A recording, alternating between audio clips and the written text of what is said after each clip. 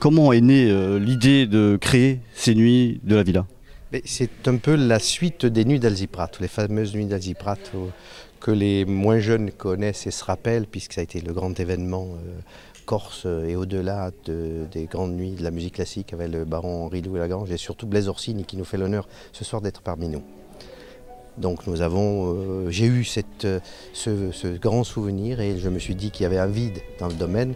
Maintenant ce vide est comblé puisque Calenzane, Pigna et bien d'autres endroits, les polyphonies aussi à Calvi, on a tous les uns et les autres comblé ce vide qu'il y avait à ce niveau-là. Depuis quand ces nuits ont-elles vu le jour? Elles ont 5 ans maintenant.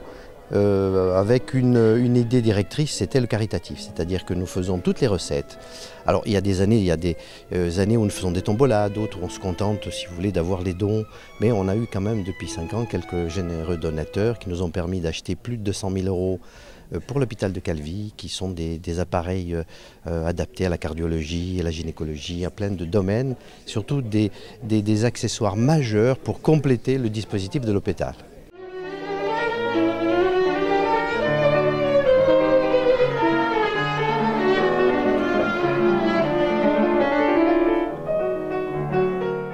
Au-delà de la santé, voulez-vous conforter le lien entre tourisme et culture?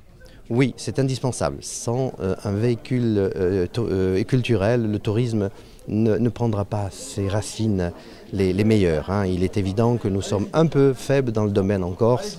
J'avais initié des tas de réflexions à ce sujet, sur il faut un tour de Corse de la culture et de l'événementiel.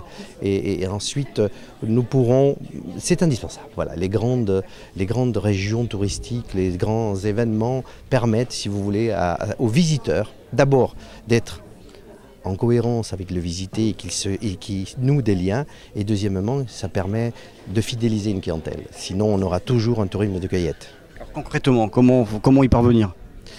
Écoutez, pour y parvenir, il me paraît indispensable dans la décennie qui vient de créer des infrastructures, comme Pigna par exemple, ou bien par exemple vous avez en ce moment une région comme Saint-Florent et Patrimoine, c'est un des événements aujourd'hui internationaux. Et ça ne suffit pas, il faut qu'il y ait 7 ou 8 endroits, lieux, théâtre de verdure, amphithéâtre, structures de grande qualité où l'on puisse à la fois rassembler les jeunes, ça peut être un DJ, les moins jeunes avec un grand pianiste classique par exemple, un humoriste style Léran Gérard, ça peut être des tas d'événements culturels et créer une espèce de circuit de dynamique, si vous voulez, au moins pendant la saison estivale et quand il y fait très beau, de façon qu'on sorte cette île, si vous voulez, de cet enfermement. Nos jeunes ont besoin, ont soif de culture, ont soif d'animation, ont soif de soirées, de se retrouver, de se rassembler, pour la joie, pour l'échange, pour la rencontre, quoi. La Corse ne peut pas se dire c'est une île de progrès, d'innovation, de culture, de tradition, si on ne met pas en synergie les outils qui nous permettront de montrer à l'extérieur et au monde. Aujourd'hui, il faut être enfant du monde, il faut être habitant du monde.